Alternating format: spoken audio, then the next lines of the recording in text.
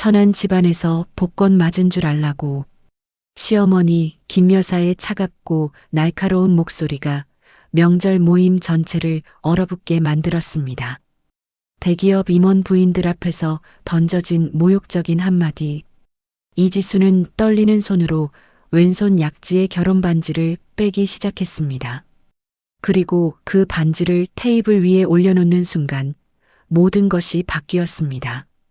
몇 달 후 그 천안 집안이라던 며느리가 세계적인 예술가로 우뚝 서게 되고 시어머니는 그 모욕적인 한마디를 평생 후회하게 될 줄 그때는 몰랐겠죠. 오늘의 사연 시작합니다. 천안 집안. 천안 집안에서 복권 맞은 줄 알라고. 김 여사의 차갑고 날카로운 목소리가 넓은 거실을 가득 메웠습니다. 명절 모임에 참석한 대기업 임원 부인들이 모두 돌아보았습니다. 이지수는 수저를 든 손이 떨리는 것을 느꼈습니다. 어머니, 그런 말씀을. 이지수가 작은 목소리로 말을 시작했지만 김 여사는 손을 휘저으며 막았습니다. 뭐가 그런 말씀이야. 사실을 말하는 건데. 김 여사가 테이블 위에 찻잔을 내려놓으며 말했습니다. 찻잔이 받침과 부딪히는 소리가 유독 크게 들렸습니다. 준영이가 새 사업 시작하는데 투자자들이 뭐라고 하는 줄 알아? 집안 배경을 보더라고. 박 회장 부인이 고개를 끄덕였습니다. 맞아요. 요즘은 특히 그런 걸 많이 따지죠. 그러니까 말이에요. 우리 준영이 실력은 충분한데. 김 여사가 이지수를 흘끔 쳐다보며 말했습니다. 며느리 친정이 좀 부족해서 걱정이에요. 아시겠지만 요즘은 가문의 격이 중요하잖아요. 이지수는 젓가락을 꽉 움켜쥐었습니다. 손가락 끝이 하얗게 변할 정도였습니다. 어머니, 제가 준영 오빠에게 도움이 안 되는 건 알고 있어요. 하지만은 무슨, 알면 됐지. 김 여사가 찬 웃음을 터뜨렸습니다. 정말 천안 집안에서 복권 맞은 줄 알더라니까요. 거실이 조용해졌습니다. 다른 부인들도 어색한 표정을 지었습니다. 이지수는 천천히 일어났습니다. 잠깐만요. 이지수가 왼손 약지에서 결혼 반지를 빼기 시작했습니다.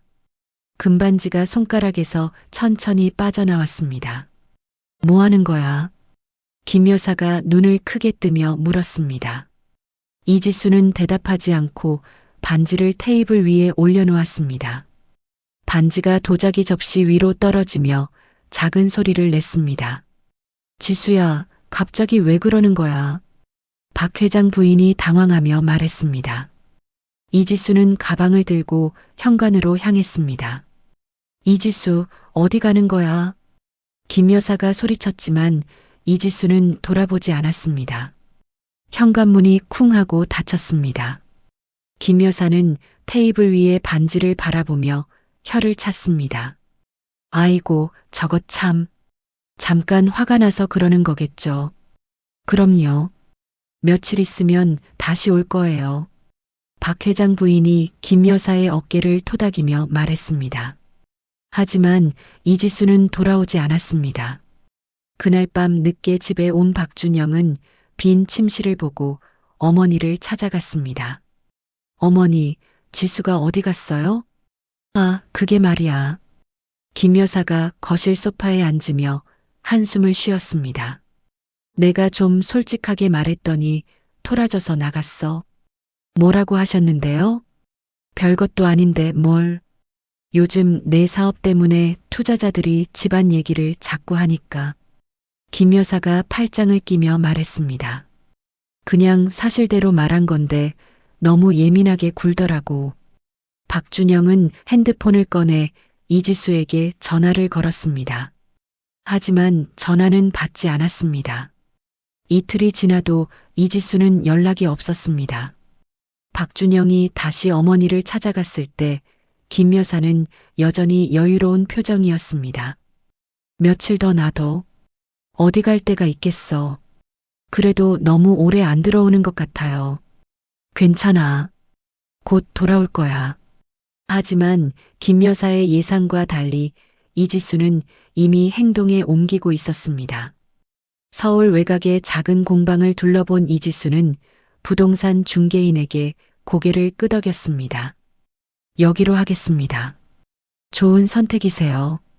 조용하고 작업하기에 딱 좋은 곳이거든요. 중개인이 계약서를 꺼내며 웃었습니다. 이지수는 펜을 들고 자신의 이름을 또박또박 적었습니다. 공방 계약을 마친 이지수는 시내로 나가 작은 카페에 앉았습니다. 핸드폰을 꺼내 인터넷 검색을 시작했습니다. 신뢰할 만한 사설 탐정이라고 검색창에 입력했습니다. 여러 업체를 비교한 후 이지수는 한 곳을 선택했습니다. 전화를 걸었을 때 상대방은 차분한 목소리로 대답했습니다. 김태식 탐정사무소입니다. 의뢰하고 싶은 일이 있어서 연락드렸어요. 어떤 일인지 간단히 말씀해 주세요. 이지수가 잠시 망설이다 입을 열었습니다. 남편과 시댁의 재정 상황을 조사해 주세요. 숨겨둔 돈이나 명의가 다른 재산이 있는지 알고 싶어요. 이혼 준비시는군요. 알겠습니다. 김태식이 메모하는 소리가 들렸습니다. 자세한 얘기는 직접 만나서 하시죠. 내일 오후 2시에 사무소로 오실 수 있나요? 네, 그렇게 하겠습니다. 이지수는 전화를 끊고 창밖을 바라봤습니다. 오후 햇살이 카페 창문을 통해 들어와 테이블을 비추고 있었습니다. 처음으로 마음이 조금 편해지는 것을 느꼈습니다. 그 시각 박준영은 회사에서 어머니에게 전화를 걸고 있었습니다. 어머니, 지수가 아직도 안 들어왔어요. 그래, 이상하네. 김 여사의 목소리에 처음으로 걱정이 섞여 들어갔습니다. 혹시 친정에 갔나 싶어서 전화해 봤는데 거기도 모른다고 해요. 그럼 어디 간 거야? 김 여사가 리모컨을 내려놓으며 중얼거렸습니다. 하지만 아직 심각하게 받아들이지는 않고 있었습니다. 갈등의 고조. 이혼 소장이 접수되었습니다. 법원 직원의 차분한 목소리가 전화기 너머로 들려왔습니다. 박준영은 회사 사무실에서 전화를 받고 있었습니다. 손에 든 볼펜이 똑 하고 바닥에 떨어졌습니다. 잠깐만요. 뭐라고 하셨죠? 박준영 씨 댁으로 이혼 소장 접수 통보서가 발송됩니다. 박준영은 전화를 끊고 급히 어머니에게 전화를 걸었습니다. 어머니, 큰일 났어요. 왜 그래? 무슨 일이야? 김 여사가 TV 볼륨을 낮추며 물었습니다. 지수가 이혼 소장을 냈어요. 뭐라고? 김 여사의 목소리가 높아졌습니다. 정말 미쳤구나. 감히 이혼을 하겠다고? 어머니, 이제 어떻게 해야 해요? 박준영의 목소리가 떨렸습니다. 당장 집에 와. 변호사부터 알아봐야겠어. 김 여사가 리모컨을 탁자에 내동댕이 치며 말했습니다. 그날 저녁 박준영은 집에 돌아와 어머니와 마주 앉았습니다. 김 여사는 팔짱을 낀 채 입을 굳게 다물고 있었습니다. 이혼은 절대 안 돼. 우리 체면이 말이 아니야. 그럼 어떻게 하죠? 일단 변호사 선임하고 지수가 재산 한 푼도 못 가져가게 만들어야 해. 김 여사가 손가락으로 테이블을 툭툭 치며 말했습니다. 지수가 이 집안에 뭘 기여했다고 재산을 달라고 하겠어. 이틀 후 김 여사는 유명한 대형 로펌을 찾아갔습니다. 나이든 변호사가 안경을 벗으며 말했습니다. 부인께서 재산 형성에 기여한 바가 없다는 걸 입증해야 합니다. 그럼요. 결혼하고 나서 맨날 집에서 놀기만 했는걸요. 김 여사가 가방에서 서류를 꺼내며 말했습니다. 이것 봐요. 결혼할 때 쓴 서약서예요. 지수가 직접 서명한 거고요. 변호사가 서류를 훑어보며 고개를 끄덕였습니다. 이것만으로도 도움이 되겠네요. 한편 이지수는 여성 전문 법률 사무소에 앉아 있었습니다. 강민주 변호사가 차를 따르며 물었습니다. 남편 측에서 어떤 주장을 해올 것 같으세요? 재산에 제가 기여한 게 없다고 할 거예요. 이지수가 작은 목소리로 대답했습니다. 그런 주장에 대비해야겠네요. 강민주가 메모를 하며 말했습니다. 시댁에서 받으신 정신적 고통에 대해 자세히 말씀해 주세요. 처음엔 그냥 참았어요. 시어머니가 가끔 핀잔 주시는 정도였거든요. 이지수의 목소리가 점점 작아졌습니다. 그런데 명절 때마다 친정 얘기가 나오면 꼭 비교하셨어요. 어떤 식으로요? 다른 집 며느리들은 친정이 얼마나 든든한지, 남편 사업에 도움이 되는지. 이지수가 손수건으로 눈가를 닦았습니다. 그러면서 저는 짐이라고 하셨어요. 강민주가 고개를 끄덕이며 기록했습니다. 증거가 될 만한 게 있나요? 녹음이나 문자 같은 거요. 몇 번 녹음해 둔 게 있어요. 이지수가 핸드폰을 꺼내며 말했습니다. 그 시각 박준영은 사설탐정 사무소에 앉아 있었습니다. 김 여사가 직접 의뢰한 일이었습니다. 이지수 친정 배경을 자세히 조사해 주세요. 어떤 부분을 중점적으로 봐드릴까요? 젊은 탐정이 노트북을 열며 물었습니다.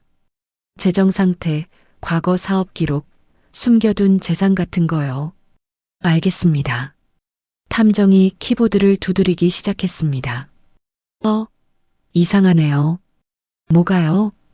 아버지분이 10여 년 전에 사업을 정리하셨네요. 해외 전시회 관련 기록도 있고. 박준영이 몸을 앞으로 기울였습니다. 그게 뭔데요? 잘 모르겠어요. 좀 더 조사해 봐야겠습니다. 이지수는 집을 정리하러 갔다가 어머니의 전화를 받았습니다. 지수야, 어디 있어? 어머니의 목소리가 걱정스러워 들렸습니다. 잠깐 볼 일이 있어서 나왔어요. 이혼 얘기 들었어. 정말이야? 이지수가 잠시 말을 멈췄습니다. 네, 정말이에요. 아이고, 그렇게까지 할 일이었을까? 엄마, 더 이상 참을 수가 없었어요. 이지수의 목소리가 떨렸습니다. 알았어. 엄마가 뭘 도와줄까? 괜찮아요. 제가 알아서 할게요. 그래도, 맞다. 너 아빠 물건 중에서 줄 게 있어. 어머니가 갑자기 생각났다는 듯 말했습니다. 무슨 물건이요? 아빠가 아끼던 공예 도구들이야. 너 어릴 때 아빠 따라다니며 구경하던 거 기억하지? 이지수는 어린 시절을 떠올렸습니다. 아버지가 나무를 깎으며 무언가를 만드시던 모습이었습니다.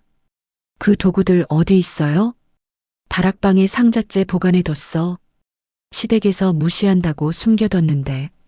어머니의 목소리에 미안함이 섞여 있었습니다. 이제라도 내가 가져가라. 아빠가 좋아하실 거야. 다음 날 이지수는 친정을 찾아갔습니다. 어머니가 낡은 나무 상자를 꺼내 주었습니다. 이거야. 아빠가 평생 아끼던 것들이야. 상자를 열자 오래된 조각도와 붓, 그리고 여러 종이가 나왔습니다. 종이에는 복잡한 무늬가 그려져 있었습니다. 이게 뭐예요? 아빠가 직접 그리신 도안들이야. 청운 기법이라고 하셨는데. 어머니가 종이를 조심스럽게 만지며 말했습니다. 그 기법으로 만든 물건들은 정말 아름다웠어. 이지수는 도안을 자세히 들여다봤습니다. 오랫동안 잊고 있던 기억이 되살아났습니다. 이것도 있어. 어머니가 작은 쪽지를 꺼내며 말했습니다. 아빠 스승님 연락처야. 한성필이라고 하시는 분인데. 이지수가 쪽지를 받아들였습니다. 거기엔 주소와 전화번호가 적혀 있었습니다. 숨겨진 진실. 이지수는 경기도 외곽의 작은 마을에서 차를 멈췄습니다. 내비게이션이 목적지에 도착했다고 알려줬지만 주변에는 논밭만 보였습니다. 여기가 맞나? 이지수가 중얼거리며 주소를 다시 확인했습니다. 마을 어귀에서 만난 할아버지가 손짓으로 방향을 가리켜줬습니다. 저기 저 오래된 기와집이야. 한성필 선생이 사는 곳이지. 이지수는 좁은 흙길을 따라 걸어갔습니다. 기와집 앞마당에서 나무를 깎고 있는 노인이 보였습니다. 안녕하세요. 한성필 선생님이신가요? 노인이 손을 멈추고 이지수를 올려다봤습니다. 깊은 주름 사이로 날카로운 눈빛이 드러났습니다. 누군가? 이지수라고 합니다. 아버지가 선생님 제자였던 그 친구 딸이군. 한성필이 조각돌을 내려놓으며 말했습니다. 들어와. 차나 한잔 하자. 작은 마루에 앉은 이지수는 떨리는 손으로 차를 마셨습니다. 한성필이 그런 이지수를 지켜보며 말했습니다. 아버지 돌아가신 얘기 들었어. 참 안 됐더라. 고맙습니다. 그런데 왜 이제야 찾아왔지? 한성필의 목소리가 차가워졌습니다. 시댁에서 아버지 일을 별로 좋아하지 않아서요. 이지수가 고개를 숙이며 말했습니다. 시댁? 네. 이혼하기로 했어요. 한성필이 찻잔을 내려놓으며 고개를 끄덕였습니다. 그래서 아버지 기술을 배우러 온 건가? 네. 어머니가 아버지 도구를 주시면서 이지수가 가방에서 나무 상자를 꺼냈습니다. 한성필의 눈이 번쩍 빛났습니다. 이걸 가져왔구나. 한성필이 상자를 조심스럽게 열었습니다. 안에서 특별한 각인 칼이 나왔습니다. 이 칼을 기억하나? 어렴풋이요. 아버지가 이걸로 나무에 무늬를 새기셨어요. 맞아. 청운 기법의 핵심이지. 한성필이 칼을 햇빛에 비춰보며 말했습니다. 이 기법을 배우고 싶다면 먼저 시험을 봐야 해. 시험이요? 아무나 할 수 있는 게 아니거든. 손끝의 감각과 집중력이 필요해. 한성필이 일어나며 이지수에게 손짓했습니다. 따라와. 작업실로 들어간 한성필은 나무 조각을 하나 건네줬습니다. 이 나무에 아버지 각인 칼로 무늬를 새겨봐. 어떤 무늬요? 내 마음대로. 단 한 번에 끝내야 해. 실수하면 다시 할 수 없어. 이지수가 떨리는 손으로 각인 칼을 잡았습니다. 칼의 무게와 촉감이 어렴풋이 기억났습니다. 천천히 나무에 칼을 대었습니다. 처음에는 어색했지만 점점 손에 익숙해졌습니다. 마치 몸이 기억하고 있는 듯 했습니다. 1시간 후 이지수는 칼을 내려놓았습니다. 나무에는 섬세한 구름 무늬가 새겨져 있었습니다. 한성필이 나무 조각을 들고 자세히 살펴봤습니다. 오랫동안 말이 없었습니다. 대단하다. 한성필의 목소리에 감탄이 섞여 있었습니다. 정말 그 친구 딸이 맞구나. 제가 잘한 건가요? 잘한 정도가 아니야. 타고났어. 한성필이 흥미진진한 표정으로 말했습니다. 청운 기법은 우리 가문에서만 전해 내려온 기술이야. 내 아버지가 마지막 계승자였는데 이지수의 심장이 빨리 뛰기 시작했습니다. 그럼 제가 그래. 내가 이제 유일한 후계자야. 한성필이 웃으며 이지수의 어깨를 두드렸습니다. 청운 기법으로 만든 작품은 나무에 푸른빛이 도는 특별한 광택이나 그래서 청운이라고 부르지. 정말요? 옛날 궁궐에서도 이 기법으로 만든 물건을 최고로 쳤어. 지금으로 치면 국보급이야. 이지수는 자신이 들고 있는 각인 칼을 다시 바라봤습니다. 갑자기 아버지의 모습이 떠올랐습니다. 그 시각 서울에서는 김 여사가 변호사와 만나고 있었습니다. 조사 결과가 나왔습니다. 베테랑 변호사가 서류를 펼치며 말했습니다. 이지수 아버지가 10여 년 전에 사업 실패로 파산했네요. 그럼 가난한 집안이 맞잖아요. 김 여사가 만족스럽게 웃었습니다. 그런데 이상한 게 있어요. 해외 전시회 출품 기록이 계속 나와요. 그게 뭔데요? 잘 모르겠습니다. 공예품 관련인 것 같은데. 김 여사가 코웃음을 쳤습니다. 공예품? 그런 걸로 뭘 하겠어요. 혹시 재산 은닉 수단일 수도 있습니다. 그럴까요? 법정에서 주장해 볼 만합니다. 한편 강민주 변호사는 이지수에게서 연락을 받았습니다. 변호사님, 제가 지금 아주 중요한 곳에 있어요. 어디요? 아버지의 스승님을 만났어요. 아버지가 대단한 기술을 가지고 계셨대요. 강민주가 펜을 들며 집중했습니다. 어떤 기술인데요? 청운 기법이라고 해요. 우리 가문에서만 전해 내려온 특별한 공예 기법이래요. 그게 법정에서 도움이 될까요? 선생님 말씀으로는 국보급 기술이라고 하세요. 강민주의 눈이 번뜩였습니다. 그럼 시댁이 말하는 천한 집안이 아니라는 뜻이네요. 네. 오히려 귀한 기술을 가진 명문가였던 거죠. 훌륭해요. 이걸 재판에서 활용해야겠어요. 강민주가 흥분하며 메모했습니다. 이지수는 한성필에게서 청운 기법의 첫 수업을 받았습니다. 나무의 결을 읽고 칼의 각도를 조절하는 법을 배웠습니다. 천천히 해. 급하면 망쳐. 한성필이 이지수의 손을 잡고 방향을 조정해 줬습니다. 그렇지, 그렇게 하는 거야. 이틀 후 이지수는 첫 작품을 완성했습니다. 작은 나무 접시였지만 표면에 신비로운 푸른빛이 돌았습니다. 성공이다. 한성필이 기뻐하며 손뼉을 쳤습니다. 정말 내 아버지 딸이 맞아. 이런 재능은 타고나는 거야. 이지수는 자신의 작품을 보며 벅찬 감정을 느꼈습니다. 시댁이 무시했던 친정이 이렇게 특별한 집안이었다니. 선생님, 이 기법을 더 배우고 싶어요. 물론이지.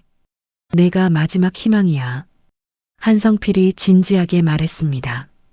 하지만 쉽지 않을 거야. 시간과 노력이 많이 필요해. 괜찮아요. 꼭 해내고 싶어요. 이지수의 눈에 강한 의지가 타올랐습니다. 이제 시댁에게 진짜 자신이 누구인지 보여줄 때였습니다. 운명적인 만남. 오늘 오후에 손님이 오신다. 한성필이 작업대를 정리하며 말했습니다. 이지수는 청운 기법 연습에 몰두하고 있었습니다. 어떤 분이세요? 문화재단에서 일하는 사람이야. 전통 기법 계승 사업을 한다더라. 이지수가 고개를 끄덕이며 작업을 계속했습니다. 오후 2시쯤 깔끔한 차 한 대가 공방 앞에 섰습니다. 키가 크고 단정한 남자가 차에서 내렸습니다. 그가 바로 최민석이었습니다. 안녕하십니까? 아카디아 문화재단 최민석입니다. 최민석이 정중하게 인사했습니다. 한성필이 반갑게 맞아들였습니다. 어서 오세요. 기다리고 있었어요. 전통 기법 보존 프로젝트 건으로 왔습니다. 최민석이 가방에서 서류를 꺼내며 말했습니다. 청운 기법에 대해 들어서요. 한성필과 최민석이 대화를 나누는 동안 이지수는 구석에서 작업을 계속했습니다.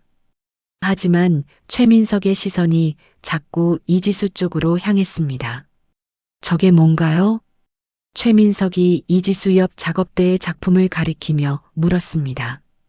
거기에는 이지수가 며칠 전에 완성한 나무 장식품이 놓여 있었습니다. 아, 그건. 한성필이 잠시 망설였습니다. 제가 만든 거예요. 이지수가 조심스럽게 대답했습니다. 최민석이 작품에 더 가까이 다가갔습니다. 정말 놀랍네요. 이 푸른빛이. 최민석의 눈이 커졌습니다. 그는 전통 예술 전문가답게 작품의 가치를 단번에 알아봤습니다. 이게 진짜 청운 기법으로 만든 건가요? 네, 맞습니다. 이지수가 떨리는 목소리로 대답했습니다. 대단해요. 이런 기법은 처음 봐요. 최민석이 감탄하며 말했습니다. 혹시 다른 작품도 있나요? 이지수가 망설이며 한성필을 바라봤습니다. 한성필이 고개를 끄덕였습니다. 몇 개 더 있어요. 이지수가 다른 작품들을 가져와 테이블에 놓았습니다. 작은 접시와 장신구들이었지만 모두 신비로운 푸른빛을 띠고 있었습니다. 믿을 수 없어요. 최민석이 숨을 크게 들이마셨습니다. 이런 작품들이 해외에 나가면 큰 화제가 될 겁니다. 정말요? 이지수의 목소리에 희망이 섞였습니다. 물론이에요. 저희 재단에서 전폭적으로 지원하고 싶어요. 최민석이 진지하게 말했습니다. 어떤 지원을 말씀하시는 건가요? 한성필이 물었습니다. 해외 전시, 마케팅, 브랜딩까지 모든 걸 도와드리겠습니다. 최민석이 명함을 건네며 말했습니다. 조건이 있나요? 이지수가 조심스럽게 물었습니다. 투자 형태로 진행하되 작가님의 소유권은 완전히 보장해드려요. 최민석이 자신있게 말했습니다. 법적 문제도 전혀 없도록 구조를 만들어 드릴게요. 이지수는 최민석의 말에 가슴이 뛰었습니다. 하지만 한편으로는 불안하기도 했습니다. 시간을 좀 주세요. 당연히요. 천천히 결정하세요. 최민석이 웃으며 말했습니다. 다만 기회는 지금이에요. 내년 봄에 런던에서 큰 전시회가 있거든요. 그날 밤 이지수는 한성필과 오래 이야기를 나눴습니다. 어떻게 생각하세요? 좋은 기회 같은데. 한성필이 차를 우리며 말했습니다. 내 아버지도 이런 날을 꿈꿨을 거야. 정말 해도 될까요? 왜 안 돼? 내 실력이면 충분해. 한성필이 격려하며 말했습니다. 이틀 후 이지수는 최민석에게 연락했습니다. 도와주시겠다고 하신 말씀 정말이신가요? 물론입니다. 언제든 만나서 자세히 이야기해요. 그럼 내일 뵐 수 있을까요? 좋아요. 저희 사무실로 오세요. 다음 날 이지수는 서울 시내의 아카디아 문화재단을 찾아갔습니다. 현대적인 건물 안의 사무실은 세련되고 깔끔했습니다. 브랜드 이름부터 정해야겠네요. 최민석이 노트북을 열며 말했습니다. 청운 기법의 청자를 쓰면 어떨까요? 좋은 생각이에요. 이지수가 잠시 생각하더니 말했습니다. 청년은 어때요? 푸른 인연이라는 뜻으로. 완벽해요. 최민석이 박수를 쳤습니다. 청년, 정말 좋은 이름이에요. 그로부터 이지수의 바쁜 나날이 시작됐습니다. 낮에는 최민석과 사업 계획을 세우고 밤에는 공방에서 작품을 만들었습니다. 하지만 서울에서는 김 여사가 발칵 뒤집혀 있었습니다. 이지수가 뭘 한다고? 김 여사가 박준영을 향해 소리쳤습니다. 사업을 시작한대요. 외국 전시회에도 나간다고 하고. 박준영이 조심스럽게 대답했습니다. 말도 안 돼. 그게 무슨 돈으로? 김 여사가 방을 왔다 갔다 하며 말했습니다. 투자 받았나 봐요. 누가 저런 애한테 투자를 해줘. 김 여사가 믿을 수 없다는 표정으로 말했습니다. 탐정한테 다시 연락해봐. 뒤를 좀 캐봐야겠어. 어머니, 그런 건 좀. 뭐가 좀이야. 우리 재산 지키려면 그 정도는 해야지. 김 여사의 목소리에 도끼가 서렸습니다. 며칠 후 이지수는 누군가 자신을 미행한다는 걸 눈치챘습니다. 카페에서 작업 회의를 할 때도 같은 남자가 멀리 앉아 있었습니다. 변호사님, 누군가 저를 미행하는 것 같아요. 이지수가 강민주에게 전화로 말했습니다. 시댁에서 시킨 걸 거예요. 증거 수집해 두세요. 어떻게요? 사진 찍어 두시고 장소와 시간을 기록해 두세요. 네, 알겠어요. 이지수는 미행을 당한다는 사실에도 불구하고 차분했습니다. 오히려 시댁의 치졸함이 법정에서 도움이 될 거라고 생각했습니다. 최민석과의 첫 해외 출장이 다가왔습니다.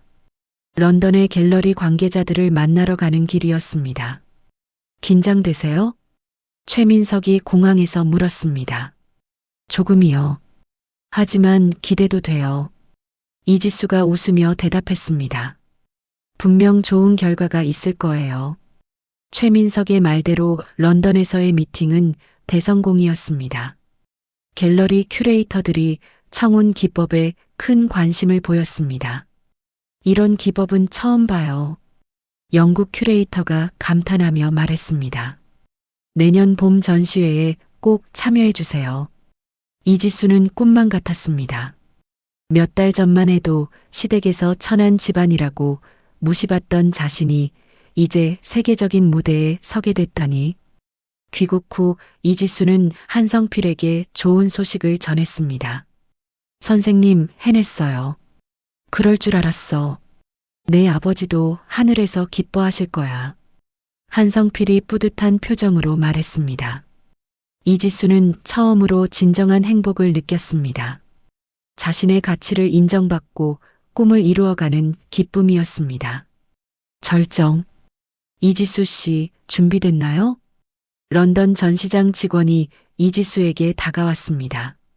이지수는 떨리는 손으로 작품을 마지막으로 점검했습니다.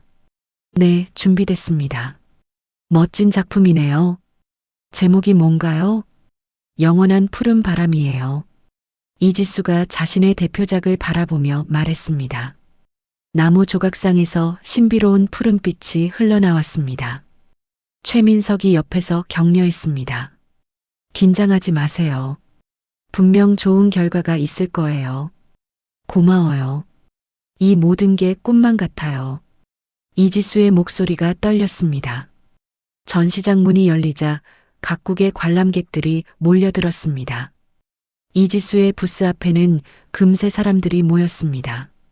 오마이갓, 이게 정말 나무로 만든 건가요? 영국인 관람객이 감탄하며 물었습니다. 네, 한국의 전통 기법으로 만들었어요. 이지수가 영어로 설명했습니다. 이런 푸른빛은 어떻게 내는 거죠? 청운 기법이라고 해서 우리 가문에서만 전해 내려온 특별한 방법이에요. 사람들이 더욱 몰려들었습니다. 카메라 플래시가 끊임없이 터졌습니다. 정말 아름다워요. 프랑스 큐레이터가 작품을 자세히 들여다보며 말했습니다. 이런 기법은 처음 봐요. 독일 언론인이 인터뷰를 요청했습니다. 잠시 인터뷰 가능할까요? 네, 좋아요. 이지수가 긴장하며 카메라 앞에 섰습니다. 이 기법을 어떻게 배우셨나요? 아버지로부터 물려받은 기술이에요. 하지만 오랫동안 잊고 있다가 최근에 다시 시작했어요. 특별한 계기가 있었나요? 이지수가 잠시 망설였습니다. 새로운 시작이 필요했어요. 진정한 자신을 찾고 싶었거든요. 이틀 후 심사 결과가 발표됐습니다. 이지수는 최민석과 함께 발표 무대 앞에 앉아 있었습니다. 올해 가장 혁신적인 전통 계승 작품상은 사회자가 봉투를 열며 말했습니다. 한국의 이지수 씨, 영원한 푸른 바람입니다. 박수가 터져 나왔습니다. 이지수는 믿을 수 없다는 표정으로 일어났습니다. 축하해요. 최민석이 이지수를 껴안으며 말했습니다.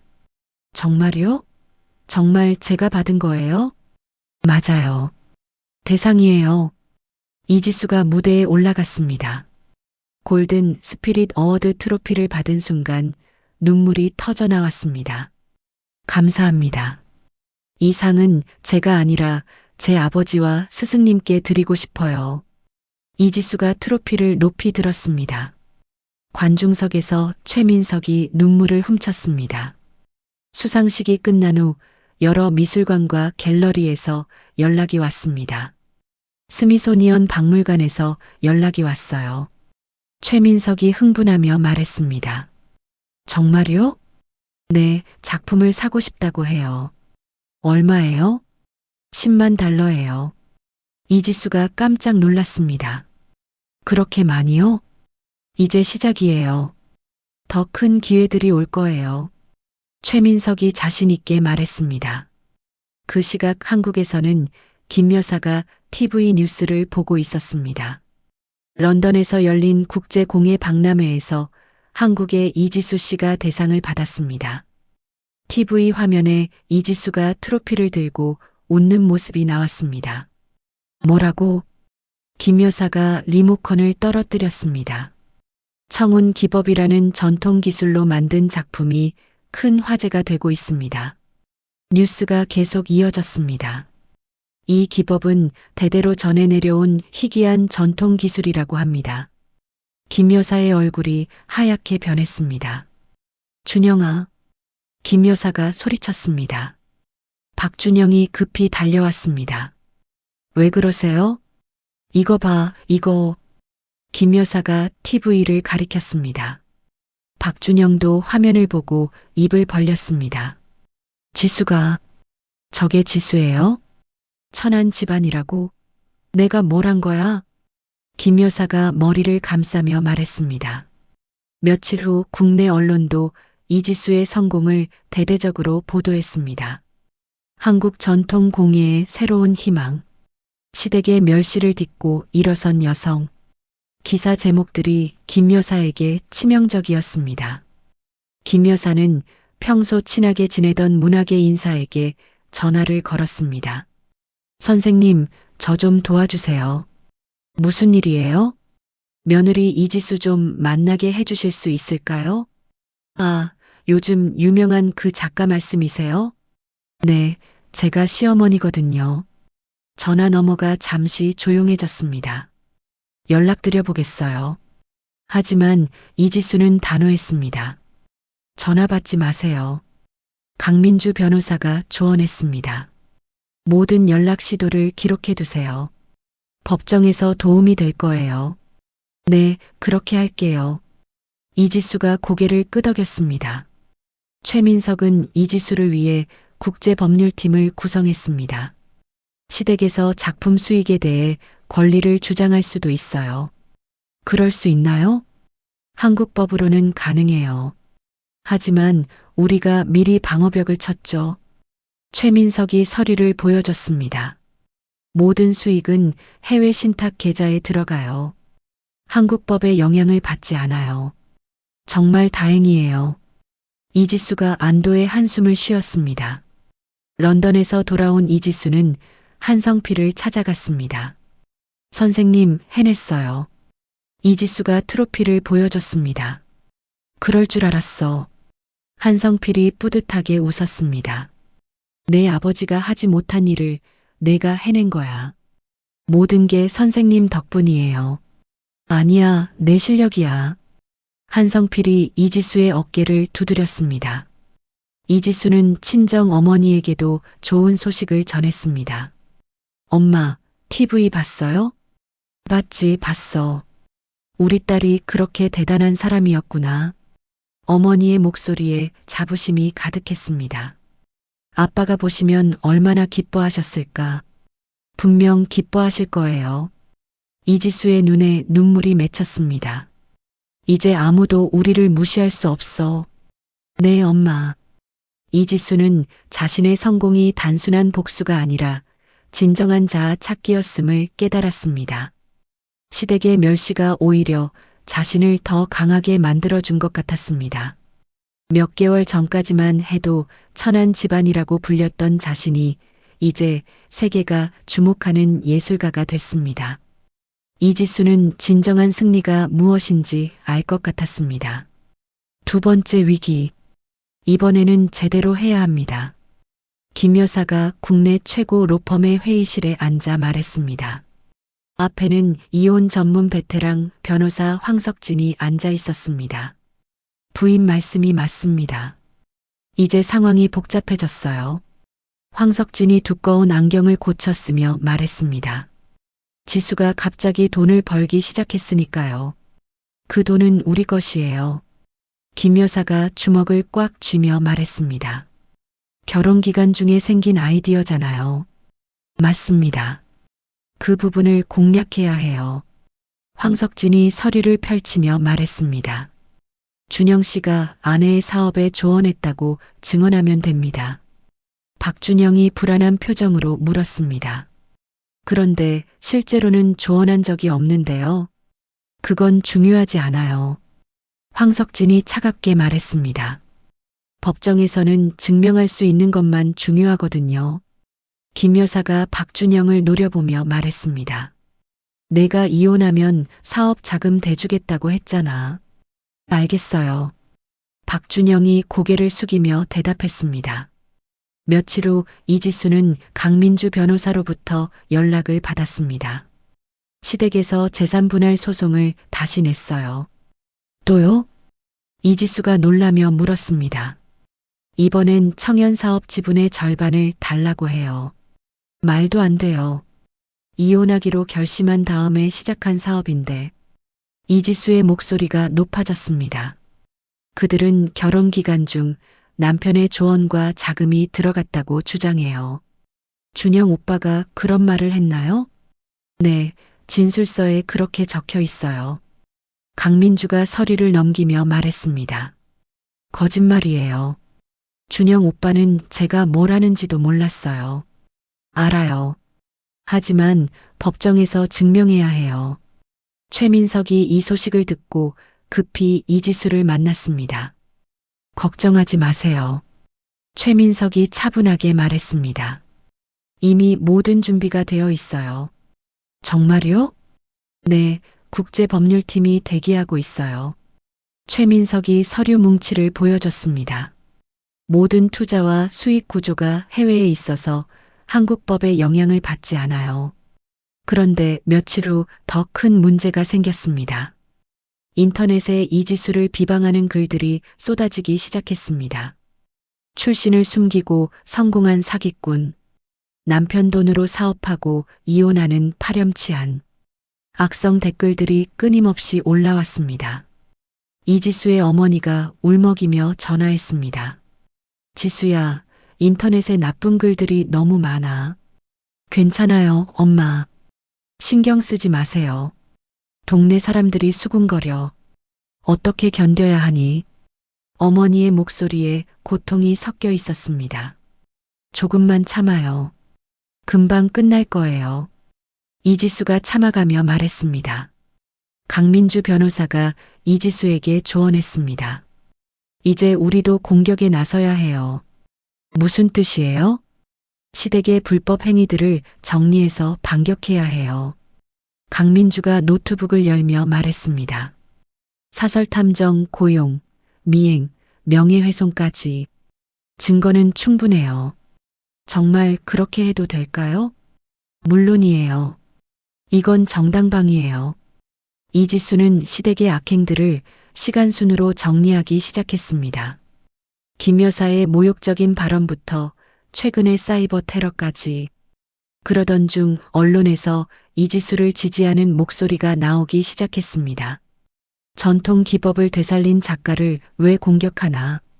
성공한 여성에 대한 질투인가? 여성 단체들도 이지수를 지지했습니다. 이지수 작가를 응원합니다. 예술가의 창작 활동을 방해하지 마세요. 김 여사는 이런 여론을 보고 더욱 초조해졌습니다. 뭔가 잘못되고 있어. 김 여사가 황석진 변호사에게 말했습니다. 언론이 모두 지수 편이에요. 진정하세요. 법정이 중요한 거지 언론은 아니에요. 황석진이 차분하게 말했습니다. 하지만 사람들이 우리를 나쁘게 봐요. 김 여사의 목소리에 불안감이 드러났습니다. 그 시각 이지수는 최민석과 함께 새로운 프로젝트를 논의하고 있었습니다. 이번 기회에 청년재단을 만들어 보세요. 최민석이 제안했습니다. 재단이요? 네, 전통 기법 보존과 교육을 위한 재단이요. 좋은 생각이에요. 이지수의 눈이 반짝였습니다. 후배 작가들에게도 도움이 될 것 같아요. 황석진 변호사는 박준영을 따로 불러 위증 연습을 시켰습니다. 아내가 공예를 할 때 조언해줬다고 말하세요. 하지만 실제로는 중요하지 않아요. 법정에서 일관성 있게 말하는 게 중요해요. 황석진이 엄하게 말했습니다. 결혼 초기에 공예 관련 책을 사줬다고 하세요. 그런 적 없는데요. 누가 확인하겠어요? 영수증도 없는데. 박준영은 점점 더 불안해졌습니다. 거짓말을 해야 한다는 부담감이 컸습니다. 이지수는 한성필을 찾아가 마음을 다잡았습니다. 선생님 힘들어요. 왜? 시댁에서 너무 심하게 나와요. 이지수가 지친 표정으로 말했습니다. 그럴수록 더 단단해져야 해. 한성필이 이지수의 손을 잡으며 말했습니다. 내 아버지도 이런 시련을 겪으셨어. 정말요? 그래. 하지만 포기하지 않으셨지. 한성필의 말이 이지수에게 힘이 됐습니다. 저도 포기하지 않을게요. 그래, 그렇게 해야 해. 며칠 후 법원에서 첫 번째 변론 기일이 열렸습니다. 이지수와 김 여사가 법정에서 마주 앉았습니다. 김 여사는 이지수를 째려보며 속삭였습니다. 지금이라도 늦지 않았어. 돌아와. 죄송하지만 그럴 생각 없어요. 이지수가 단호하게 대답했습니다. 후회할 거야. 후회하는 건 어머니실 거예요. 이지수의 말에 김 여사의 얼굴이 일그러졌습니다. 재판이 시작되자 양측 변호사들의 공방이 벌어졌습니다. 하지만 이지수는 차분했습니다. 진실은 자신에게 있다고 확신했기 때문입니다. 진실의 승리. 이제 마지막 심리를 시작하겠습니다. 판사가 망치를 두드리며 말했습니다. 법정은 숨막힐 듯이 조용했습니다. 황석진 변호사가 일어나며 박준영을 바라봤습니다. 박준영 씨, 아내의 공예 활동에 조언해 주신 적이 있나요? 박준영이 잠시 망설였습니다. 손에 쥔 물컵이 덜덜 떨렸습니다. 네, 있습니다. 어떤 조언을 해주셨나요? 공예 관련 책을 사줬고 전시회 정보도 알려줬습니다. 박준영의 목소리가 점점 작아졌습니다. 강민주 변호사가 벌떡 일어났습니다. 이에 있습니다. 증거가 있나요? 증인의 증언이 증거입니다. 황석진이 대답했습니다. 판사가 박준영을 향해 물었습니다. 정확히 언제 어떤 책을 사주셨나요? 그게 기억이 정확하지 않습니다. 박준영이 식은땀을 흘렸습니다. 전시회는 언제 어디서 열린 건가요? 판사가 다시 물었습니다. 그것도 잘 기억이. 박준영이 말을 더듬었습니다. 판사가 엄한 표정을 지었습니다. 증인께서는 위증의 위험성을 알고 계시나요? 위증이 아닙니다. 박준영이 당황하며 말했습니다. 그럼 구체적인 증거를 제시하세요. 지금은 없지만 증거 없는 증언은 받아들이기 어렵습니다. 판사가 단호하게 말했습니다. 이때 강민주 변호사가 일어났습니다. 재판장님, 제출할 증거가 있습니다. 어떤 증거인가요? 피고인 어머니의 육성이 담긴 녹취록입니다. 강민주가 녹음기를 꺼냈습니다. 김 여사의 얼굴이 하얗게 변했습니다. 재생해 보세요. 판사가 허락했습니다. 녹음기에서 김 여사의 목소리가 흘러나왔습니다. 천안 집안에서 복권 맞은 줄 알라고. 법정이 조용해졌습니다. 이지수 친정은 가난뱅이들이야. 우리 체면만 깎아먹어. 김 여사가 의자에서 몸을 움츠렸습니다. 더 들으시겠습니까? 강민주가 물었습니다. 됐습니다. 판사가 손을 들었습니다. 또한 피고 측에서 사설 탐정을 고용해 원고를 불법 미행한 증거도 있습니다. 강민주가 사진들을 제출했습니다. 이건 뭡니까? 판사가 사진을 보며 물었습니다. 원고를 미행하는 탐정의 모습입니다. 카페, 공방, 집 앞에서 촬영됐습니다. 김 여사가 황석진의 소매를 잡아당겼습니다. 어떻게 하죠? 황석진이 당황한 표로 고개를 저었습니다. 판사가 김 여사를 향해 물었습니다. 사설탐정 고용 사실이 맞습니까? 그건 며느리가 무슨 일을 하는지 궁금해서. 불법 미행은 범죄 행위입니다. 판사의 목소리가 차가웠습니다. 이지수가 조용히 일어났습니다. 재판장님, 말씀드릴 게 있습니다. 하세요. 저는 단순히 재산을 나눠달라는 게 아닙니다. 이지수의 목소리가 떨렸습니다. 제 인격과 가문을 모독한 것에 대한 사과를 받고 싶습니다. 원고의 마음을 이해합니다. 판사가 고개를 끄덕였습니다. 피고 측에서 추가로 할 말이 있습니까? 황석진이 일어났지만 할 말을 찾지 못했습니다. 없습니다. 그럼 잠시 휴정하겠습니다. 판사가 자리를 떠났습니다. 복도에서 김 여사가 박준영에게 화를 냈습니다. 내가 제대로 말했으면 이런 일이 생겼겠어? 어머니, 거짓말은 못하겠어요. 박준영이 고개를 흔들었습니다. 이제 와서 뭔 소리야? 김 여사의 목소리가 복도에 울렸습니다. 1시간 후 재판이 재개됐습니다. 판사가 판결문을 읽기 시작했습니다. 피고 측의 재산 분할 요구를 전면 기각합니다. 김 여사가 의자에서 휘청거렸습니다. 원고의 사업은 이혼 결심 이후 독립적으로 시작된 것입니다. 또한 피고 측의 정신적 고통, 유발과 명예훼손을 인정합니다. 이지수의 눈에 눈물이 맺혔습니다. 피고는 원고에게 위자료 3천만 원과 명예훼손 배상금 2천만 원을 지급하라.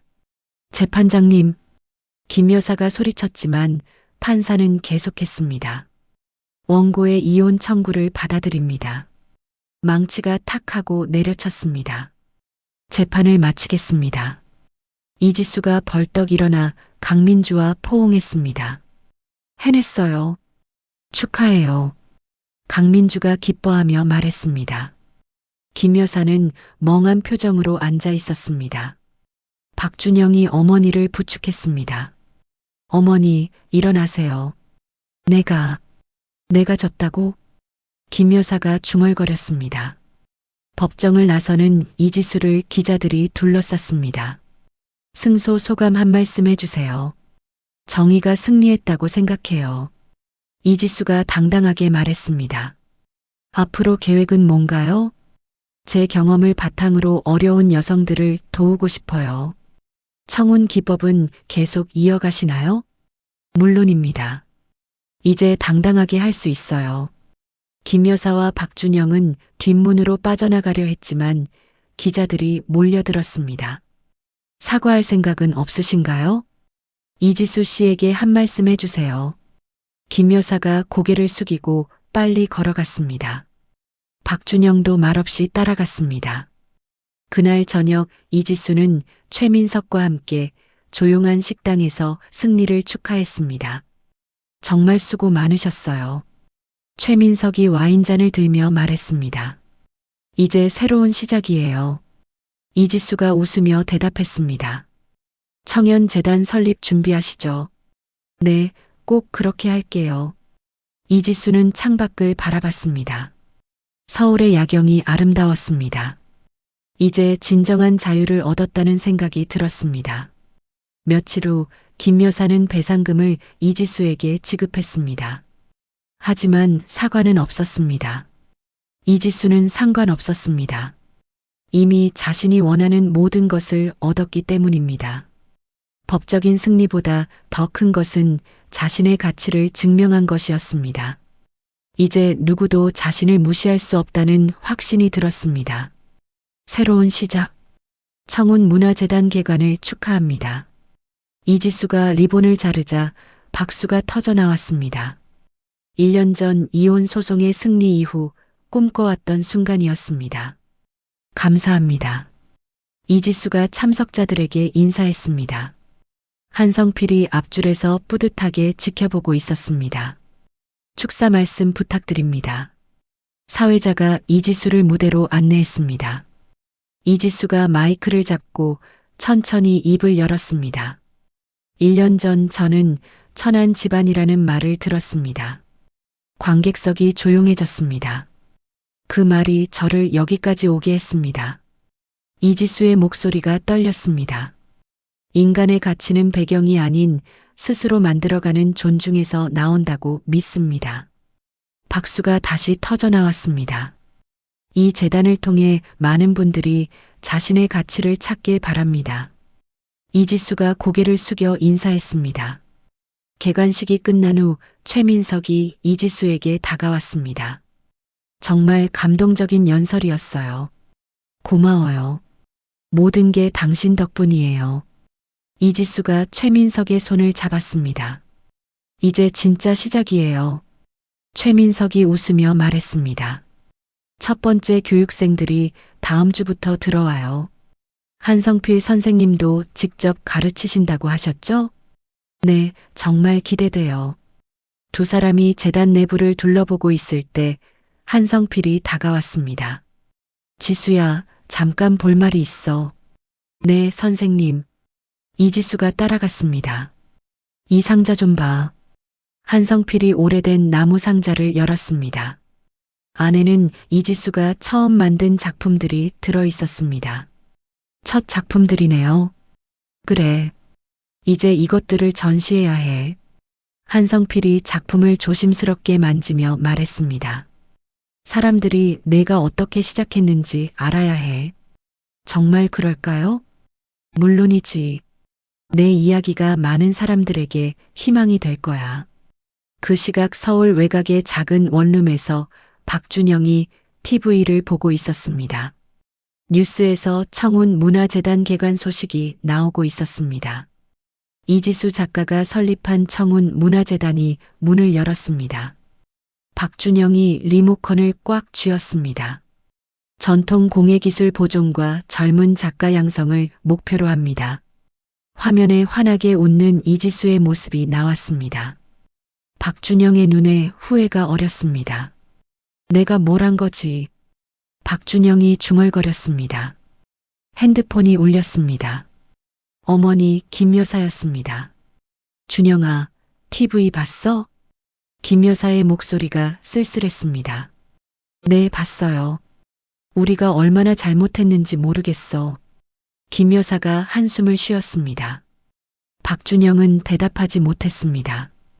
이미 돌이킬 수 없다는 걸 알고 있었습니다. 며칠 후 이지수는 친정 어머니와 함께 아버지 산소를 찾았습니다. 아빠 잘했죠? 이지수가 묘비에 손을 대며 말했습니다. 아빠 기술을 다시 살렸어요. 어머니가 눈물을 훔쳤습니다. 아빠가 얼마나 기뻐하실까. 많은 사람들이 아빠 기술을 배우게 될 거예요. 이지수가 꽃을 정성스럽게 꽂았습니다. 그리고 엄마, 이제 당당하게 사세요. 고마워, 우리 딸. 어머니가 이지수를 꼭 안았습니다. 다음 주부터 재단의 첫 번째 교육생들이 들어왔습니다. 젊은 예술가 지망생들과 중년의 새 출발을 꿈꾸는 사람들이었습니다. 청운 기법은 정말 어려워요. 20대 여성이 한성필에게 말했습니다. 처음엔 다 그래. 천천히 하면 돼. 한성필이 친절하게 가르쳐 줬습니다. 이지수 선생님은 얼마나 걸렸나요? 그 애는 특별했어. 며칠 만에 익혔지. 한성필이 자랑스럽게 말했습니다. 이지수는 교육생들과 함께 점심을 먹으며 이야기를 나눴습니다. 선생님도 처음엔 힘들었을 것 같아요. 중년 남성이 물었습니다. 네, 정말 힘들었어요. 이지수가 솔직하게 말했습니다. 하지만 포기하지 않았어요. 그게 중요한 것 같아요. 어떻게 그 힘을 냈나요? 제가 누구인지 증명하고 싶었어요. 이지수의 눈에 의지가 번뜩였습니다. 다른 사람의 평가가 아니라 제 자신의 가치를요.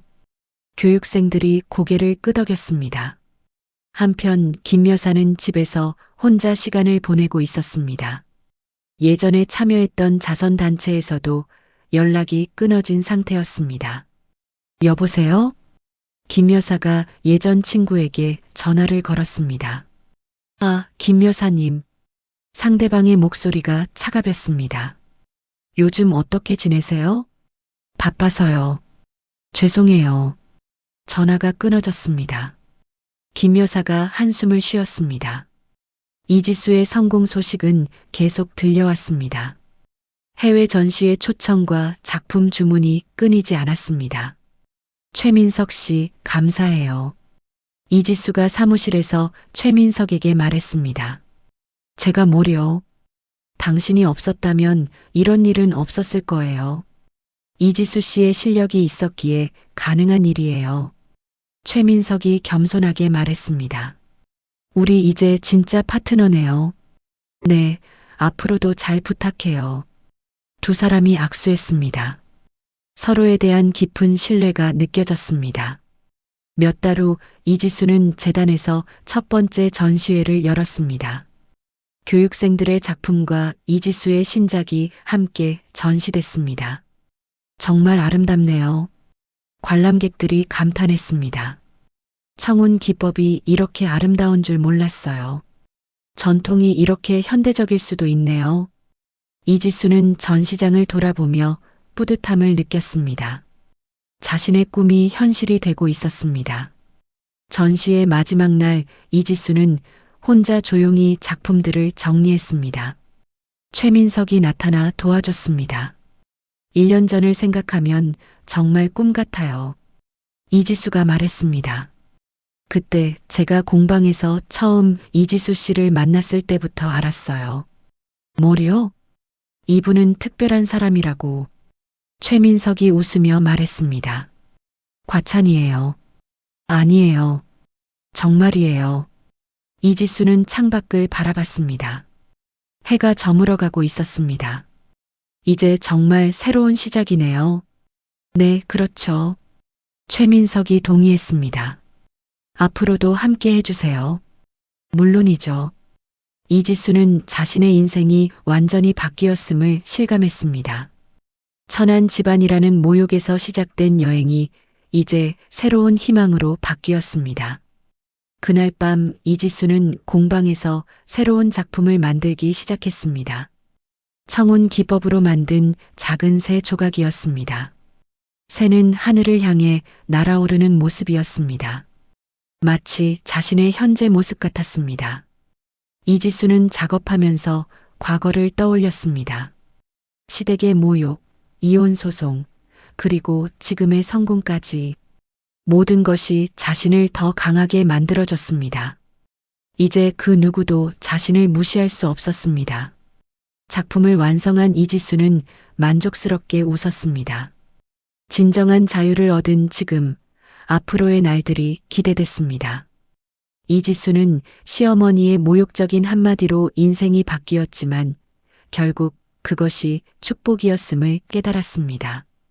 만약 그날 김 여사가 그런 말을 하지 않았다면 이지수는 평생 자신 안에 잠들어 있던 재능을 발견하지 못했을지도 모르거든요. 천안 집안이라는 말은 완전한 착각이었습니다.